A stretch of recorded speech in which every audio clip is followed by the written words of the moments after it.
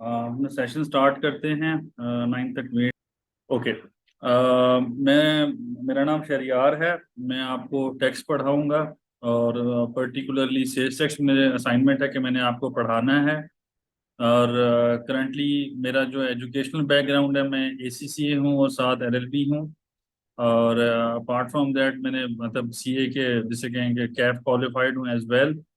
इसके अलावा क्या कहते हैं, मेरा जो बैचलर्स है वो इकोनॉमिक्स में भी है।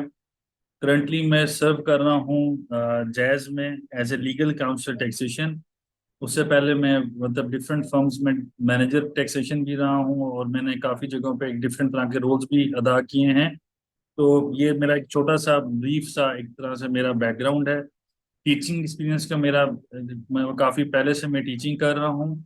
और जो ये प्रोफेशनल कोर्सेज हैं, प्रोफेशनल कोर्सेज में मतलब पढ़ाने में, क्योंकि मेरा शुरू से ही टैक्स में मेरा था काम, तो ओवरऑल तो मैं अब सोचा था कि कुछ अर्सा पहले के मैंने ये पढ़ाना शुरू करूँ। तो जो टीचिंग का मेरा एक्सपीरियंस है with respect to taxation side, वो नियरली अराउंड अ ईयर है जो टैक्स पढ़ाने के रेफरेंस से। तो ये है। लेकिन जो मेरा जो वकालत है, जो मेरी टैक्स की प्रैक्टिस है, उसको तकरीबन 10 साल हो गए हैं। तो ये मेरा ब्रीफ से बैकग्राउंड है। मैं आप लोगों सबसे कहूँगा कि आप लोग अपना अपना थोड़ा सा इंट्रोडक्शन करवा लें बच्चों, ताकि मैं थोड़ा सा याद रख लूँ कि आप किधर होते हो, क्या काम करते हो। थोड़ा सा इंट्रोडक्शन करवा देना। तो मज़हर भाई, काइंडली अपना इंट्रोडक्शन करवा दें, थोड़ा सा ब्रीफली बता दें। सॉरी, मैं काफ़ी अर्से बाद आपसे मिल रहा हूँ तो मैं इंट्रोडक्शन लेना पड़ रहा है, माजरत। थोड़ा सा बता दें अपने बारे।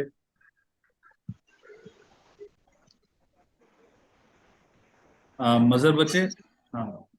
अस्सलाम वालेकुम सर। जी सर, मेरा नाम सैयद मजहर है फ्राम शिकारपुर पाकिस्तान, और मैं सक्राइब यूनिवर्सिटी कंकॉर्ड कैंपस में एज अ लाइब्रेरियन इंचार्ज हूँ। और मेरी जो education M Phil in computer science है, और रिसर्च वर्क अभी चल रहा है, मतलब कोर्स वर्क एंड हो चुका है। अच्छा, तो आप एमफिल कर रहे हो किस में, लाइब्रेरी साइंसेज में? No sir, computer science department. अच्छा, कंप्यूटर साइंस में। बेसिकली मेरा आईटी से है, मैं वहाँ मेरा ट्रांसफर किया गया हुआ है। अच्छा, तो इस टैक्स की जी फील्ड में या इस टैक्स में आने का क्या आपको शौक था, या क्या जेहन में टारगेट था इस साइड पे? सर, बेसिकली मैं 2011 में मैंने इंटर्नशिप की थी प्राल डिपार्टमेंट में, एफपीआर आरटीओ सक्खर में। अच्छा। तो वहाँ पे मैंने ये चीज़ देखी, ये वो की, तो फिर मेरा काफ़ी टाइम से शौक था, लेकिन आइडिया नहीं था कि टैक्सेशन का कोर्स किया जाए ये हो। तो काफ़ी टाइम से मैं सर्च कर रहा था कोई ऐसा सर्च इंजन मिल जाए जहाँ से मैं ये चीज़ सीख सकूँ। तो ठीक। अल्हम्दुलिल्लाह मुझे ये अच्छा सा प्लेटफॉर्म मिल गया है। तो मैं फिर से जीरो से जो है ना ये रिवेंट कर रहा हूँ। ठीक हो गया बच्चे। चलो जी जी। ठीक है। अच्छा, मिस सोनिया, अगर आप इंट्रोडक्शन देना चाहें तो काइंडली अपना माइक ऑन कर लें और बता दें अपने बारे कि आप क्या कर रही हैं, किस फील्ड से बिलोंग है और आगे क्या इरादा है आपका। अस्सलाम वालेकुम सर। वालेकुम सलाम। सर, मेरा नाम सोनिया है और मैं इस्लामाबाद में रहती हूँ। मुल्तान, मतलब जो मेरा जो गांव है वो मुल्तान वाली साइड पे है, तो वहाँ पे भी आना जाना मेरा लगा रहता है। वैसे मैं एडवोकेट हूँ और अभी रिसेंटली मैंने लॉ प्रैक्टिस स्टार्ट की है। अ, आप तो अभी मेरे इस्लामाबाद लॉ होती हो प्रैक्टिस बच्चे? चल रही है। जी जी, रावलपिंडी, अच्छा, ठीक है। बहरिया पीरियड। जी जी। ठीक है। तो अभी मतलब लॉ प्रैक्टिस मैंने स्टार्ट की है। अच्छा, ठीक है। तो आगे का क्या इरादा है बच्चे? आगे मेरा इरादा तो ये है कि मैं एडीडीपी के जो पेपर होते हैं वो, मुकाबले के जो पेपर होते हैं वो मैं पास करूं, या उसकी तैयारी करके फिर आगे मतलब सीएसएस की चलें। तरफ का इरादा है आपका? नहीं नहीं सर, सीएसएस नहीं, एडीपीपी के जो पेपर होते हैं, अच्छा, एडीपीपी की एडवाइजर तरफ। सीनियर। हाँ, ठीक जी है। वो असिस्टेंट डिस्ट्रिक्ट पब्लिक प्रोसिक्यूटर्स जो होते हैं, पब्लिक जी जी, प्रोसिक्यूटर। बिल्कुल। जी वही। उसमें टैक्स का पेपर तो नहीं होता? आई डोंट थिंक सो उसमें होता है। सर, टैक्स का मुझे शौक इस वजह से ज्यादा हुआ है क्योंकि मैंने कुछ मतलब थोड़े से दिन के लिए मैंने जिनके पास प्रैक्टिस की थी ना, तो जी। वो एफआईए के थे, लॉयर। तो वो प्रैक्टिस के दौरान पता चला कि जो लोग इधर से निकलते हैं एफआईए के लिटिगेशन, मतलब इससे निकलते हैं, तो एफबीआर वाले आ जाते हैं कि आपने टैक्स नहीं पे किया, क्योंकि पाकिस्तान में ज्यादातर लोगों को पता ही नहीं है टैक्स के मामला क्या होते हैं। ठीक है। बहुत सारे मामला ऐसे मैंने देखे हैं कि अगर एक इंसान उधर से निकलता है तो एफबीआर वाले आ जाते हैं, क्योंकि एफआईए वाले उनसे रब्ता करके बताते हैं इस बंदे के पास इतनी प्रॉपर्टी थी, इतना कुछ था और इसने टैक्स नहीं पे किया हुआ। अच्छा अच्छा अच्छा। जी ठीक है। जी। चलो और इसके अलावा मतलब मैं खुद भी अपना रिटर्न फाइल करती हूँ, तो इसलिए भी शौक था कि चलो मैं खुद से अपनी अच्छे से रिटर्न फाइल कर सकूँ। ठीक हो गया बच्चे, ठीक हो गया, डन बच्चे। चलो माशाल्लाह। सैयद गैस हैदर भाई। जी अस्सलाम वालेकुम, रियाज नाम है। हाँ। आपको बकर से बिलोंग करता हूँ, बकर पंजाब। तो वैसे मैंने बीकॉम किया हुआ है यहाँ पे Punjab housing and town planning agency में हमारा प्रोजेक्ट चल रहा है। इसके लिए फील्ड मेरी अकाउंटेंसी की है, तो यहाँ पे प्रॉपर्टी से रिलेटेड जो फाइल का काम भी करता हूँ, तो इस वजह से काम भी पास करते हैं। बच्चे मुझे समझ नहीं आया कि आप किधर होते हो, और आपका इधर टेक्स्ट में क्या, आपकी जो हाँ, है ना। आवाज आवाज आ रही है सर आपकी? हाँ बोलिए। आवाज आ रही है, बट वो जिससे ऐसे लगता है जैसे मोबाइल से आप हो, तो थोड़ा सा वो शिथिल अच्छा, सी आवाज आ रही है। हाँ मैं ठीक है सर बच्चे। बकर से बिलोंग करता हूँ, बकर से। ठीक है। इधर रहते भी बकर में है, बकर पंजाब में। तो ठीक। मेरा जो है, वैसे मैंने बीकॉम किया हुआ है हम्म। और मैं जो जॉब कर रहा हूँ ये Punjab housing and town planning agency है, गवर्नमेंट ऑफ पंजाब से जा रहा है। उसमें ठीक है। हमारा प्रोजेक्ट चल रहा है जहाँ पे उनका जो रिकॉर्ड है वो ऑटोमेशन पे कर रहा है ना। अच्छा, तो प्रोजेक्ट भी यहाँ बखर पे में चल रहा है या कहाँ चल रहा है, प्रोजेक्ट कहाँ चल हाँ, रहा है? प्रोजेक्ट बक्सर में चल रहा है, बक्सर में। वैसे इस्लामाबाद बेस्ड कंपनी है, हॉरिजन टेक इनोवेशन। ठीक है। उसका ये ओवरऑल पूरे पंजाब में पंजाब हाउसिंग का उन्होंने दिया हुआ है ना। एमडीए का ठीक भी है, एलडीए का भी है, और ये एफडीए सीटी ये भी है ना। ठीक है। तो ये मैं हूँ भी बक्सर से और काम भी बक्सर से। तो क्योंकि ये प्रॉपर्टी का ऑफिस है तो यहाँ पे वो फाइनल वाला काम स्टार्ट किया है। तो ठीक। वैसे भी मेरी फील्ड अकाउंटेंसी वाली थी, तो ठीक इसको है। भी अभी साथ कर रहे हैं क्योंकि यहाँ पे फाइनल का बहुत ज्यादा। ठीक हो गया बच्चे, ठीक है, गुड बच्चे। अच्छा अब्दुल रऊफ थैंक भाई, आप बताएं अपने बारे।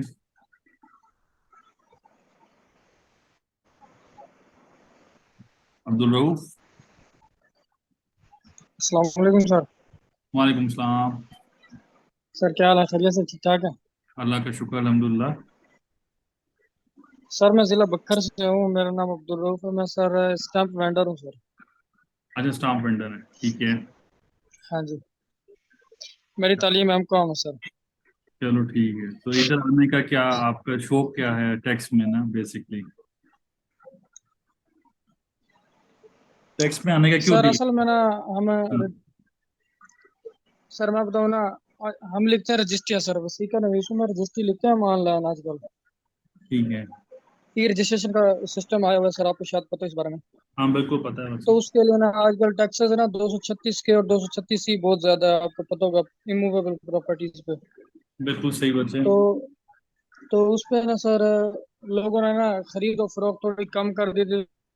फिर एक कंसेप्ट जारी हुआ तकरीबन के भाई आप फाइलर बन जाए तो टैक्स आपको कम अदा करना पड़ेगा। तो इस सिलसिले में ना लोग हमारे पास काफ़ी ज़्यादा तादाद में आ रहे थे। वो हमें बार बार डिमांड कर रहे थे, यार हम आपके क्लाइंट हैं, हमें खुद फाइलर कर रहे हैं, हम हमारा इत्मीनान है आप पे। ठीक है। तो इस बारे में मैं भी काफ़ी परेशान था कि मुझे ये काम आ नहीं रहा था सर। तो अच्छा। इधर तकरीबन बख्तर में को 4-5 मशवरा करा, मैंने कहा यार मुझे ये काम सिखा दे, मेहरबानी होगी।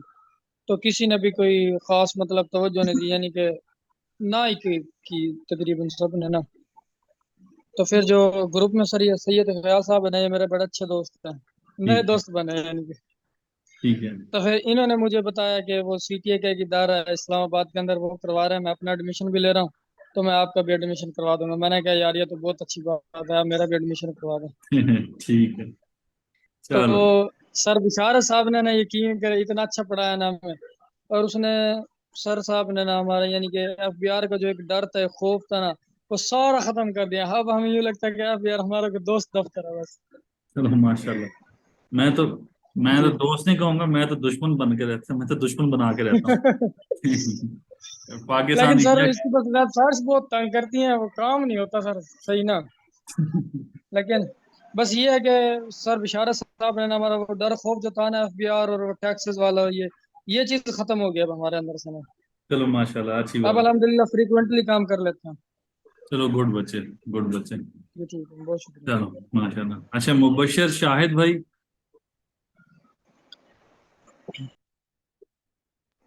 अस्सलाम वालेकुम सर। वालेकुम सलाम बच्चे। सर मेरा नाम मोहम्मद मुनसर शाहिद है, मैं हिंगर खान से बिलोंग करता हूँ, लास्ट डिस्ट्रिक्ट ऑफ पंजाब है सर। ठीक है। कॉमसेट से सर मैंने एमएस किया हुआ बैंकिंग एंड फाइनेंस में। मोर देन सर 10 ईयर हो गए मुझे बुक कीपिंग मेंटेन करते हुए डिफरेंट ऑर्गेनाइजेशंस का, जिसमें मैन्युफैक्चरिंग कंसर्न और सर्विस सेक्टर्स हैं। करंटली सर मैं वर्किंग कर रहा हूँ एक पोल्ट्री एंड एनिमल जो फीड बनाते हैं उस यूनिट के अंदर। तो बेसिक जो मेन पॉइंट था मेरा इसको कोर्स टेक करने का, बुक कीपिंग सर मैं करता रहता था। सारे टैक्स के भी डॉक्यूमेंट्स बन रहे होते थे। तो मुझे मेन कॉन्सेप्ट नहीं पता था कि कैसे फाइलिंग वगैरह होगी या उसके साथ बैक प्रोसीजर एंड लॉस क्या होंगे। तो लोग जो मेन सीईओ जो गए और ओनर्स जो थे वो पूछते होते थे यार ये कैसे होगा, कैसे क्या इसके पीछे प्रोसीजर है। तो हमें लॉयर के पास जाना पड़ता था या जो सी हैं। तो इसलिए मैंने कहा कोर्स टेक करूं, और साहब जो बिशारत साहब हैं उन्होंने बड़ा अच्छा हमें बताया इस बारे में। अब अल्लाह का शुक्र है कॉन्सेप्ट भी क्लियर है, और इंशाल्लाह इस बार मैंने एक मैन्युफैक्चरिंग कंसर्न की रिटर्न भी फाइल करूंगा। चलो माशाल्लाह, गुड हो गया बच्चे, गुड बच्चे। चलो, और मोहम्मद अहमद, मुझे अपना बताओ।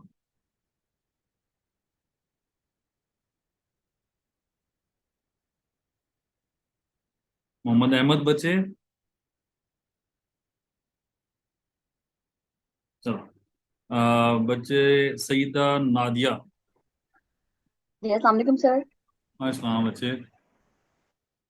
सर मैं इस्लामाबाद से ही बिलोंग करती हूँ और मैंने एमबीए किया हुआ है और डिफरेंट ऑर्गेनाइजेशंस में मैंने वर्किंग की है, अकाउंट्स डिपार्टमेंट में और बैंकिंग सेक्टर में भी किया है, गवर्नमेंट ऑर्गेनाइजेशन में भी और प्राइवेट सेक्टर में भी। और सर जब मैं ये अकाउंट में ये तमाम डिफरेंट काम कर रही थी तो आपको पता है कि डायरेक्ट लिंक होता है टैक्सेशन से और ऑडिट वालों से। तो मुझे उस चीज में काफी इंटरेस्ट होता था कि मीन आप आगे फर्दर ये ऑडिट वाले काम कैसे करते हैं, टैक्स वाले जो होते हैं वो रिटर्न फाइल कैसे करते हैं। और उसमें प्रॉब्लम ये होती थी क्योंकि हमारी क्यूरीज उनके साथ होती थी तो वो बहुत डिले करते थे कामों में और चीजों में, तो हमारे 15-15 दिन लग जाते थे एक छोटे से क्वेश्चन को अंडरस्टैंड करते हुए। तो फिर मुझे उस चीज का हुआ कि भाई जो हम उनसे पूछ रहे हैं हमें खुद भी इस चीज की नॉलेज होनी चाहिए ताकि हम बिल्कुल हैंड टू माउथ उनके लिए ना रहे, हमारे लिए प्रॉब्लम जो होती है हम उन्हें खुद भी अंडरस्टैंड कर सकें। तो सर फिर मैंने जब इस कोर्स के बारे में देखा, इसकी डिटेल देखी, तो मैंने कहा हमें भी इस चीज में समझना चाहिए क्योंकि बुकिश नॉलेज तक तो हमें थी, हमने अपने एमबीए में पढ़ा था, अपने ग्रेजुएशन में भी पढ़ा था, लेकिन प्रैक्टिकल फील्ड का और एफबीआर में फाइलिंग कैसे करते हैं और फिर वर्किंग कैसे करते हैं इसका आइडिया नहीं था। लेकिन जब इसमें अभी पढ़ा है समझा है तो काफी हद तक इस चीजों को अंडरस्टैंड करने लगे कर सकी। तो as a tax advisor working करूंगी। चलो परफेक्ट। तो अभी कहाँ पे होती हो बच्चे आप? और सर इस्लामाबाद में हमारे ऑर्गेनाइजेशन है हुनर कदा, मैंने वहां पे अभी लास्ट जॉब करे थे। अच्छा, ये ठीक है। तो अभी ये समझ आ गया बच्चे आपको कि हम लेट क्यों करते हैं? जी सर जी सर काफी अच्छा, चलो, आंसर मिल जाए ना तो मुझे भी बताना कि लेट क्यों करते हैं हम। ठीक है। Okay sir thank you. ठीक है। चलो, चलो बच्चे, सेशन की तरफ आते हैं। थैंक यू, आप लोगों ने अपना इंट्रोडक्शन दिया। मुझे कुछ के नाम इंशाल्लाह अच्छे तरीके से याद रहेंगे, कुछ के मैं भूल जाऊंगा। मैं बार बार पूछूंगा भाई आप वो वाले हो, वो वाले हो। नाम थोड़े से मैं भूल जाता हूँ, तो उसके लिए मैं माजरत इन एडवांस। ठीक है। पॉइंट इज के जो कोर्स का मकसद है कि एक जिसे कह लो कि एफबीआर से आपका डर खत्म हो जाए। सेकेंडली, एक स्किल डेवलप हो जाए आप लोगों के अंदर कि ये टैक्स होता क्या है, तो आप लोगों को समझ आ जाए। थर्डली, जो इसमें आप जो आगे बढ़ोगे तो उसमें 90% तक ना आप लोगों की अपनी ही एफर्ट है कि हम लोग सिर्फ आपको रहनुमाई देंगे, हम गाइड करेंगे, हम आपके लिए चीजें इजी कर देंगे। बट जब तक आपकी तरफ से एफर्ट नहीं होगी, कुछ भी नहीं होगा। जब छोटा बच्चा होता है तो चलना सीखता है, तो उसको जो चलने में ना मसला आ रहा होता है तो उसको पहले पकड़ के चलाते हैं।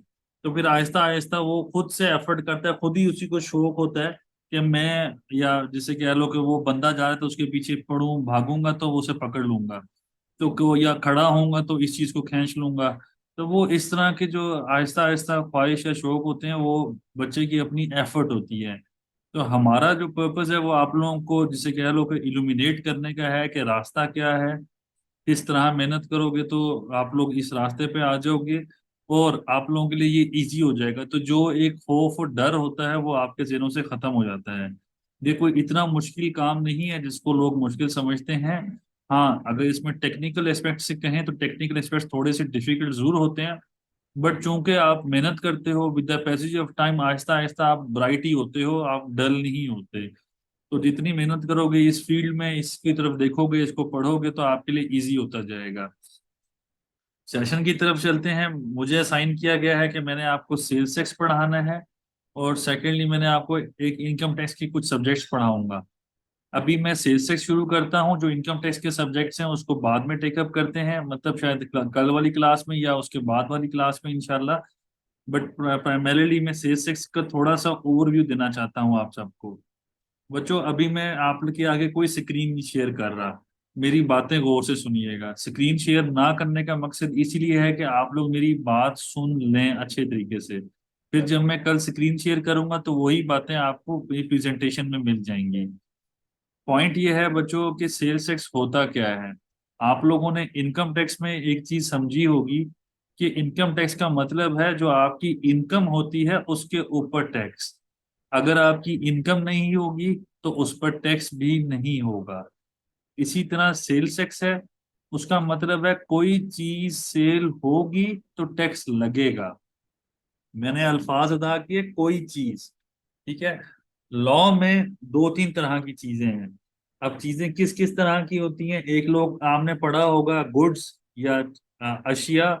गुड्स, और अच्छा आप में से कोई बच्चा मुझे डिफाइन करना चाहेगा अपने ही अल्फाज में, सादा अल्फाज में, कि गुड्स, सर्विसेज और कॉन्ट्रैक्ट्स में क्या फर्क है? कोई बच्चा अपनी तरफ से बताए।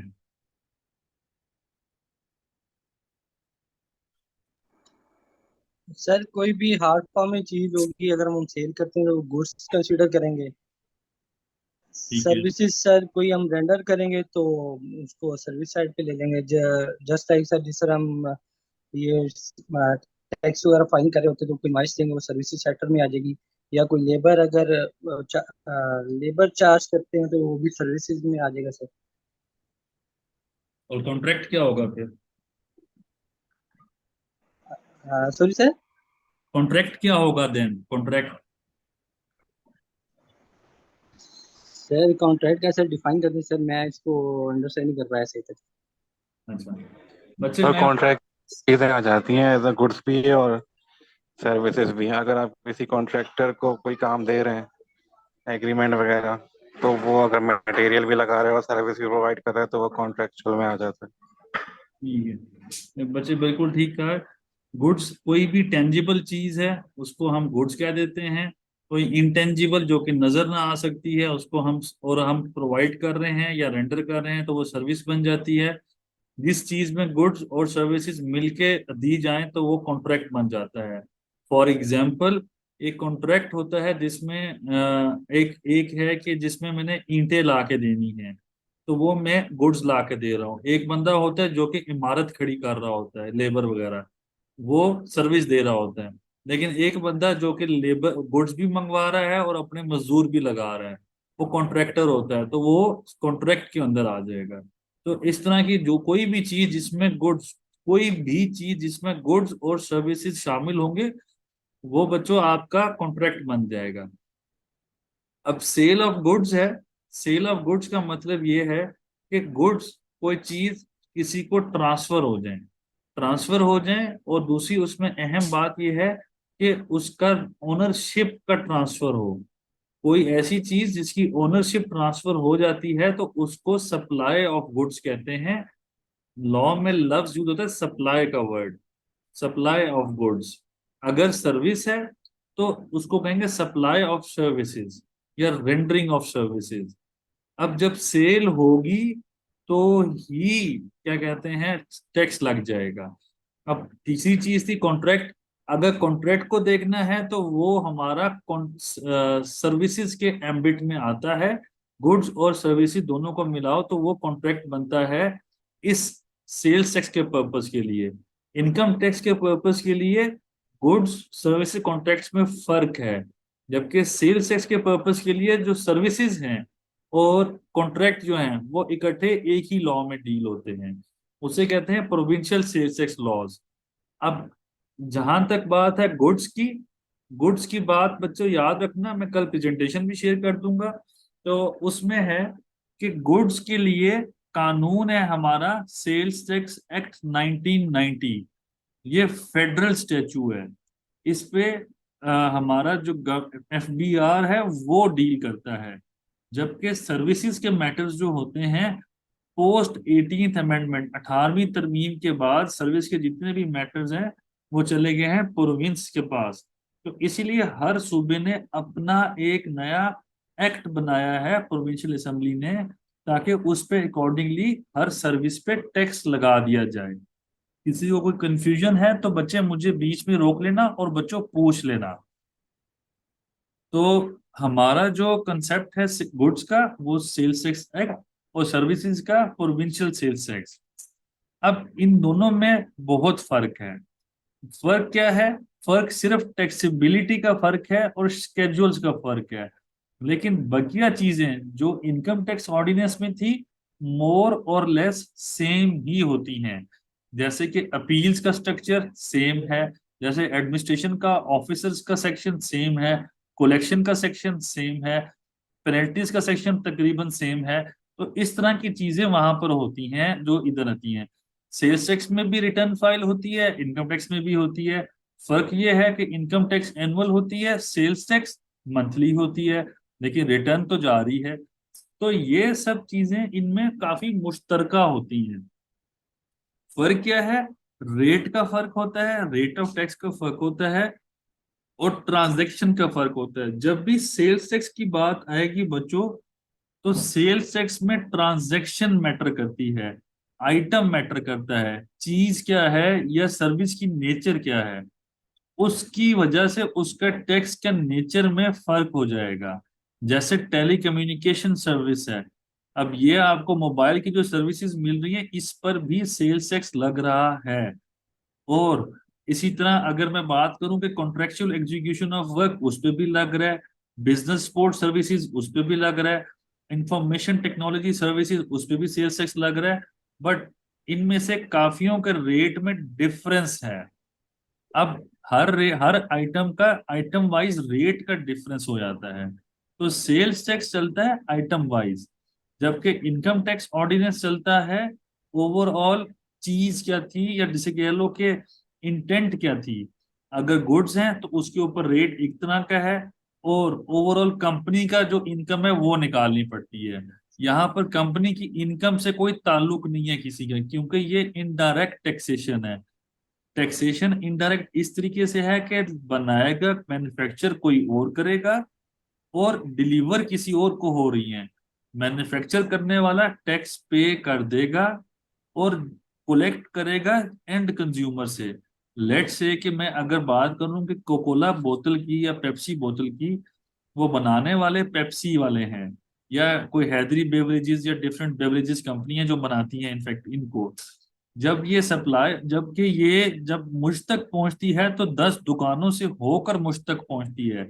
इसमें काफी होलसेलर भी शामिल होते हैं, काफी डिस्ट्रीब्यूटर भी होते हैं, और काफी रिटेलर्स भी होते हैं, जिसकी वजह से जो सेल्स टैक्स का स्कोप है वो थोड़ा सा फर्क हो जाता है, और अकॉर्डिंगली टैक्स भी अकॉर्डिंगली ही लगा करता है। तो अब इस तरह से अगर हम देखें तो मैन्युफैक्चरर ने टैक्स लगा दिया हम पे, और पेमेंट कर रहा है मैं पेमेंट कर रहा हूं क्योंकि मुझसे एंड पे कलेक्शन करते हैं मैन्युफैक्चरर्स। ये टैक्स का स्कोप इस तरह चला करता है। जिस तरह इनकम टैक्स में था वो अकॉर्डिंगली डिफरेंट था, वो चला करता था इनकम के ऊपर, कंपनी की इनकम क्या थी। यहाँ पर बात चला करती है सेल्स की, कि सेल्स क्या है, बंदे की कंपनी की सेल्स क्या है, या इंडिविजुअल बिजनेसमैन की या पार्टनरशिप फर्म की सेल्स क्या है, उस सेल्स पे टैक्स लगा करता है। इसमें कोई भी ताल्लुक इनकम टैक्स का नहीं होता। इसमें जहां भी टैक्स का लफ्ज आएगा मैं सेल्स टैक्स की ही बात करूंगा, ना कि इनकम टैक्स की। एक मिनट बच्चे रुकना।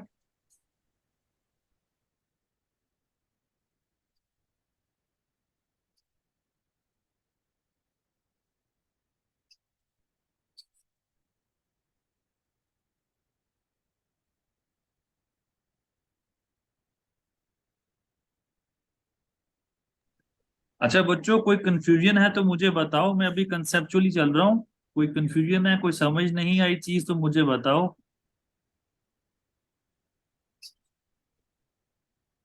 नहीं सर, सर क्लियर है। चलो ठीक है। अच्छा बच्चों, जहां तक इनकम टैक्स ऑर्डिनेंस की बात थी, इनकम टैक्स ऑर्डिनेंस में कंसेप्ट्स भी थे और काफी कुछ उसमें डिफरेंट तरीके की चीजें थी कि कंसेप्ट्स के अलावा थ्योरेटिकल भी आपने देखना है और थ्योरेटिकल को अप्लाई करना है। जहां तक सेल्स टैक्स एक्ट की बात है, सेल्स टैक्स एक्ट में 10 से 12 कंसेप्ट्स हैं। 10 से 12 कंसेप्ट्स जो हैं, वो जो क्या कहते हैं, वो सबसे अहम है। ये 10 से 12 कंसेप्ट्स आपको क्लियर हो गए, सेल्स टैक्स समझ आ जाएगा। सेल्स टैक्स का session as compare to income tax ordinance छोटा होगा और जल्दी समझ आने वाला होगा, लेकिन इसके कंसेप्ट्स जो हैं वो थोड़े से टेक्निकल होंगे। आप लोगों के जिसे कहते हैं ना माइंडफुल होना, या आप लोगों का जिसे कहो कि प्रेजेंस होना माइंड का, वो बहुत अहम है इस सिनेरियो में।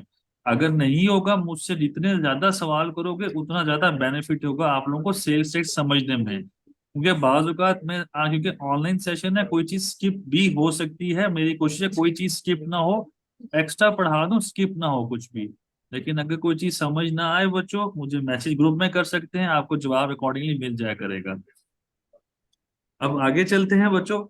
एक कुछ अल्फाज हैं जो कि जहनों में डाल लो, कुछ कंसेप्ट्स हैं वो जहन में डाल लो। बहुत छोटे छोटे मैं अभी कंसेप्ट्स बताऊंगा। इन कंसेप्ट्स दो तीन के बताने के बाद मैं इस क्लास को खत्म करूंगा, क्योंकि मैं अभी पहले दिन सेल्स टैक्स पे बर्डन नहीं डालना, ठीक है। कल से मैं आप पे बर्डन डालना शुरू करूंगा, कंसेप्ट्स की भरमार करूंगा। तो सबसे पहली बात यह है कि सेल्स टैक्स, बच्चे माइंडफुल होके सुनिएगा, गौर से सुनिएगा, कोई कंफ्यूजन ना हो, कोई मिक्स मिक्स ना करिएगा। सेल्स टैक्स लगना है सेल्स पे, ठीक है। सेल पे आपका टैक्स लगना है, सेल्स टैक्स। जब भी सेल होगी बच्चों, सेल्स टैक्स लग जाएगा। दूसरी बात, किस आइटम पे लगेगा, मैं अभी बात कर रहा हूं गुड्स के रेफरेंस से। जब गुड्स के रेफरेंस आएगा, इसका मतलब है सेल्स टैक्स एक्ट 1990। जब सेल्स करने गए गुड्स की, तो टैक्स लग जाएगा। गुड्स की सेल का मतलब है लॉ में सप्लाई ऑफ गुड्स। अगली बात क्या है, सप्लाई ऑफ गुड्स करोगे, इसका मतलब ये है कि गुड्स ट्रांसफर हो गए अगले के नाम पे। अब लेट से मैं बात करता हूं कि जूस की बोतल की, आप लोग जब परचेज करते हो जूस की बोतल, दुकानदार को पैसे देते हो, आपको चीज मिल जाती है, आप उसे पी लेते हो, आप उसे कंज्यूम कर लेते हो। जब चीज को कंज्यूम कर लिया, प्रॉपर्टी आपकी बन गई थी, कंज्यूम करो, फेंको, जो मर्जी करो, this is at your own will. जितनी जैसे जो मर्जी सलूक करो उस जूस की बोतल का, वो आपकी मर्जी होती है। तो उस मर्जी की वजह से इस पे सेल्स टैक्स लग जाता है। जब कभी ओनरशिप ट्रांसफर नहीं होगी, जब कभी बच्चों ओनरशिप ट्रांसफर नहीं होगी, ऐसी ट्रांजैक्शन पे सेल्स टैक्स नहीं लग सकता। क्योंकि सेल्स की डेफिनेशन ही यही है कि ओनरशिप ट्रांसफर हो सके। ओनरशिप ट्रांसफर होगी तो ही सेल्स टैक्स लगेगा, ओनरशिप ट्रांसफर नहीं होगी, सेल्स टैक्स नहीं लगेगा। फॉर एग्जाम्पल, आप लोगों के पास नादरा का आईडी कार्ड होता है बच्चों। आपके नादरा का जो आईडी कार्ड है, आप किसी और बंदे को बेच सकते हो। आपने तो 300 रुपए देके, 500, 1000, 1500 रुपए देके खरीदा होता है, उनसे सर उनसे बनवाते हो आप नादरा वालों से। लेकिन क्या आप उसको आगे बेच सकते हो? आप जब उसको आगे बेच नहीं सकते किसी को, तो इसका मतलब है नादरा ने जो आपको आईडी कार्ड दिया है, क्योंकि वो टेंजिबल आइटम है, इसीलिए वो सेल्स टैक्स की डेफिनेशन से बाहर हो जाता है। क्योंकि वो सेल नहीं होती, वो सर्विस होती है एक तरह से, आपको गवर्नमेंट की डायरेक्शन है आपको देना, इसलिए उस पर टैक्स नहीं लगता। तो नादरा की आईडी कार्ड आपको देने पर सेल्स टैक्स नहीं लग सकता। कोई कंफ्यूजन है तो बच्चों मुझे बताना। इसी तरह फॉर एग्जाम्पल एक और एग्जाम्पल देता हूं। जैसे मोबाइल की सिम्स होती हैं, जो मोबाइल की सिम है बच्चों, आप लोग क्या उसको किसी और को सेल कर सकते हो? बाय लॉ, कानून के मुताबिक आप किसी और को सेल नहीं कर सकते, कानून में पाबंदी है इस चीज की। जिसको सेल करोगे वो नहीं होगी एग्जीक्यूट, क्योंकि आप जाओगे पहले जिस दफ्तर, जैज की, यूफोन की या टेलीनॉर की, उस दफ्तर में जाओगे और उनसे कहोगे कि ये सिम मैंने नहीं इस्तेमाल करनी, ये इस बंदे के पास है तो मेरे नहीं इस्तेमाल करा, इसको बंद कर दे, या ये मेरे नाम पर नहीं है इस बंदे के नाम पे है, इस बंदे ने चला रहा है तो मेरे नाम पर है, तो काइंडली मेरे नाम से इस बंदे के नाम पे ट्रांसफर कर दे, मैं इसका यूजर नहीं हूं। तो पहले टेलीनॉर, यूफोन, मोबिलिंक, जैज या जो भी कंपनी होगी वो अपने नाम पे ट्रांसफर करेगी, फिर उस बंदे को सेल करेगी। सो पॉइंट इज दिस कि ये कभी नहीं हो सकता कि जब भी कभी आप इस तरह की चीज जो कि किसी को देते हो और वो आगे ट्रांसफर ना हो सके तो उस पे सेल्स टैक्स लग जाए।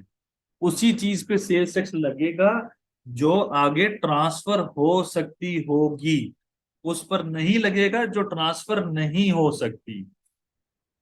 ये बच्चों क्लियर हो गया कंसेप्ट बच्चों? Yes sir, clear. ठीक है। अच्छा, आगे चलते हैं। थोड़ा सा एक और कंसेप्ट है बच्चों, एक सिंपल सी बात है, जो एक जिसे कह लो, जब भी सेल होगी, जब भी सेल होगी उस पर टैक्स जो होगा, सेल्स के ऊपर टैक्स, उसको कहते हैं आउटपुट टैक्स। सेल्स पर जब भी टैक्स होगा उसको कहना है आउटपुट टैक्स। और जब भी आप परचेज करोगे कोई चीज, मतलब सेल तभी होती है जब अगला बंदा परचेज कर रहा होता है। एक बंदे ने, मतलब मैंने किसी को कोई चीज बेचूंगा, अगला खरीदार होगा तो बिकेगी ना, वरना तो सेल ही नहीं होगी। तो जो खरीद रहा होगा वो टैक्स पे कर रहा होगा, तो जो वो टैक्स पे करेगा उस चीज के खरीदने पर उसे कहेंगे इनपुट टैक्स। तो जो परचेज करने पे टैक्स है उसका नाम इनपुट टैक्स है, और जब सेल करोगे तो उसका नाम है आउटपुट टैक्स। सेल्स टैक्स की लाइबिलिटी क्या होती है कि कितना टैक्स पे करना है आपने। सेल्स टैक्स की लाइबिलिटी होती है output tax minus input tax. जितना सेल पर टैक्स दे दिया आपने वो टैक्स आपने कलेक्ट किया है, और जितना परचेज के टाइम पे टैक्स दिया था आपने, तो इन दोनों सूरतों में जो टैक्स माइनस होके निकलेगा वो आपकी लाइबिलिटी बन जाएगी। बच्चों दोबारा बता देता हूं इस कंसेप्ट को। जब भी सेल करोगे तो उसे कहते हैं बच्चों आउटपुट टैक्स। जब भी परचेज करोगे तो जो टैक्स पे करके परचेज करोगे उसे कहते हैं इनपुट टैक्स।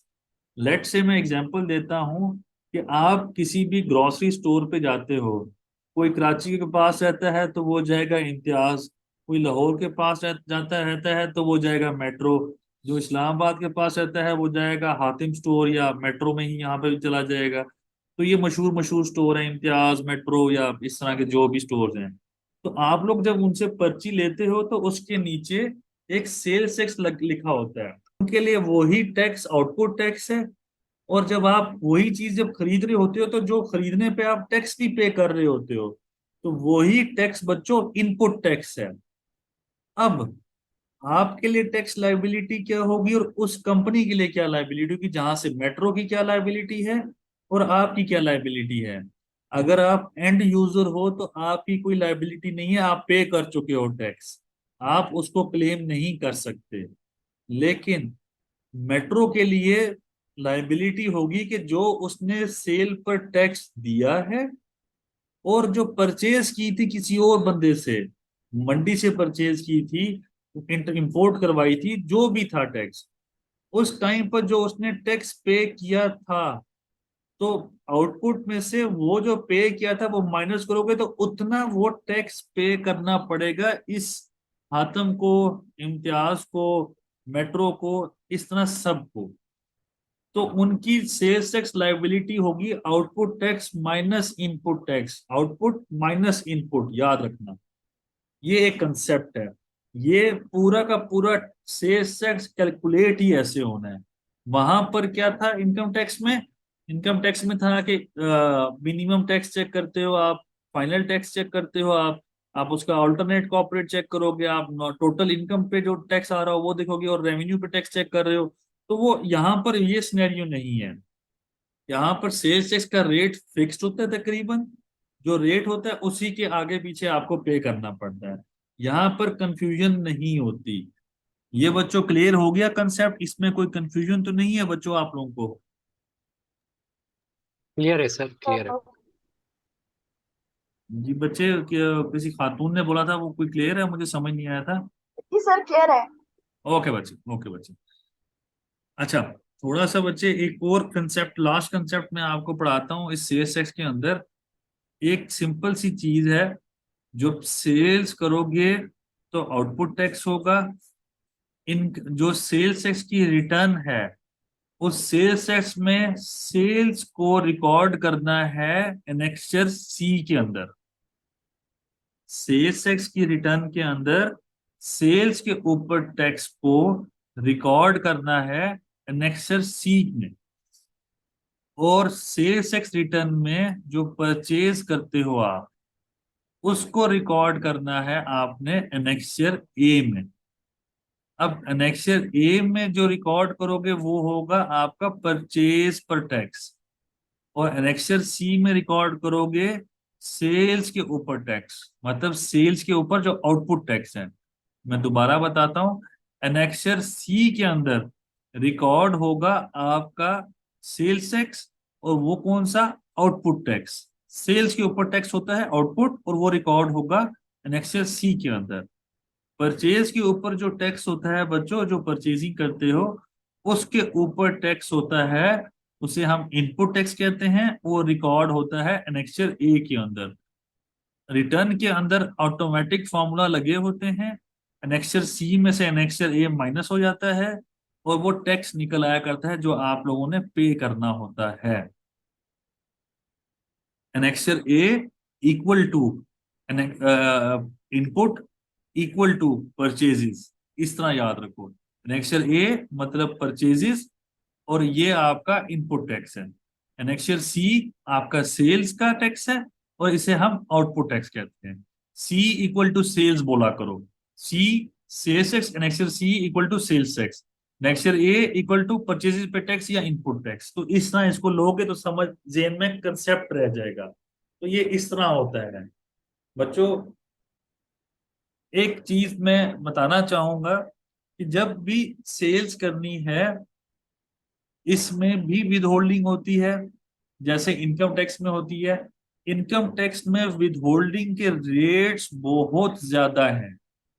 इसमें विद होल्डिंग के स्केड्यूल बना हुआ है, परसेंटेज दी हुई है, उस परसेंटेज के हिसाब से विद होल्डिंग होगी। और बस वो 2 पेजों का स्केड्यूल है उसके हिसाब से। अब पूरा सेल्स टैक्स में 13 के 14 स्केड्यूल्स हैं, ठीक है। उन 13 के 14 स्केड्यूल्स के अंदर सारी सेल्स टैक्स की कहानी लिखी हुई है। सेल्स टैक्स चलता है आइटम बेस्ड। जो आइटम होगा उसके हिसाब से सेल्स टैक्स होगा। जिस भी आइटम पे जाओगे उसके हिसाब से उसके ऊपर सेल्स टैक्स लगाओगे। उधर होता था एक इनकम टैक्स में ट्रांजैक्शन बेस, इंटेंट बेस, या हो क्या रहा है। यहाँ पर आइटम लिखा होगा, जैसे कि दूध, दही, फर्नीचर, पंखा, laptop, computer, mobile phone, tablets, इस तरह की बातें लिखी होंगी। वहां पर ये नहीं लिखा होता। वहां पे लिखा होता है गुड्स इतना टैक्स है, वहां पे लिखा होता है सर्विस इतना टैक्स है इनकम टैक्स में। यहाँ पर आइटम वाइज होगा। सबसे अहम चीज, स्केड्यूल के हिसाब से हम चलेंगे। जो सा स्केड्यूल है उसके हिसाब से चलेंगे। बच्चों, सेल्स टैक्स एक्ट जो डाउनलोड करना है, जैसे इनकम टैक्स आप लोग डाउनलोड करते हो एफबीआर से, वैसे ही डाउनलोड करना है आपने। मैं आप लोगों को स्क्रीन में शेयर करता हूं कि कैसे डाउनलोड करना है। ये हर किसी ने अपने पास रख लेना है बच्चों। मेरी स्क्रीन उम्मीद है आप लोगों को नजर आ रही होगी।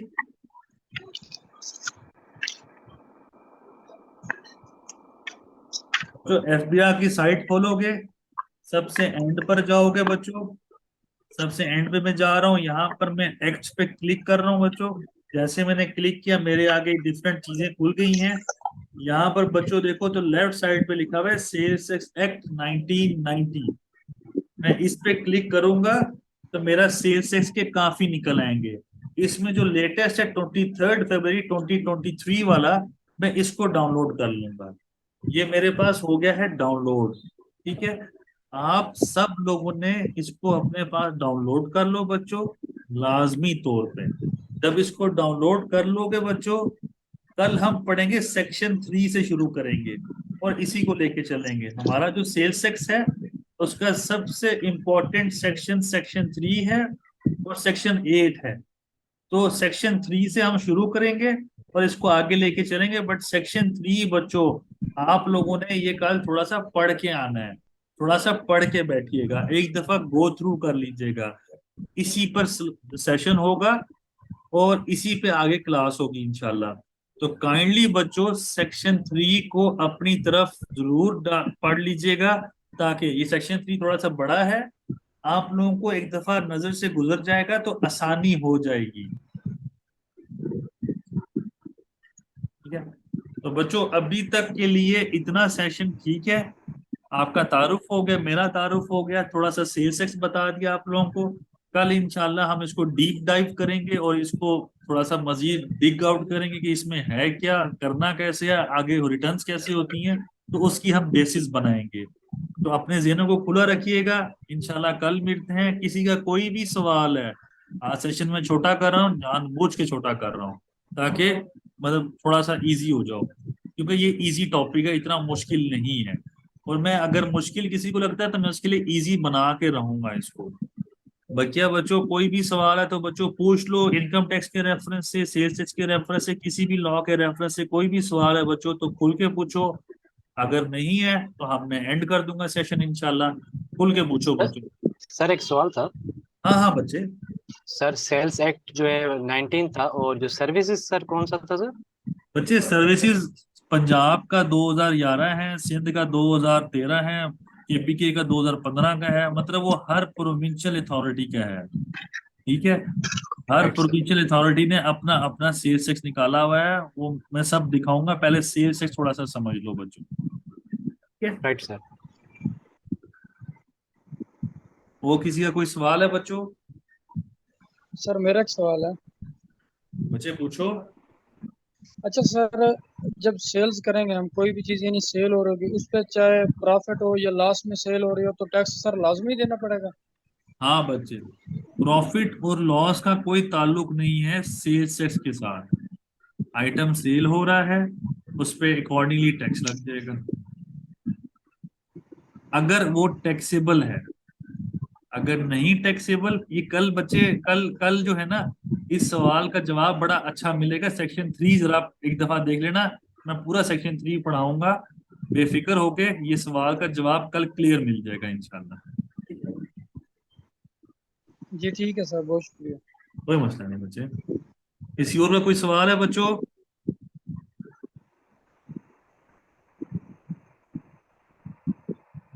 चलो ठीक है बच्चों, इंशाल्लाह कल मिलते हैं। आप लोगों का बहुत शुक्रिया, ये रिकॉर्डिंग शेयर हो जाएगी और कल हम इसको कंटिन्यू रखते हैं इंशाल्लाह। थैंक यू वेरी मच बच्चों। अल्लाह हाफिज। अल्लाह हाफिज। अल्लाह हाफिज।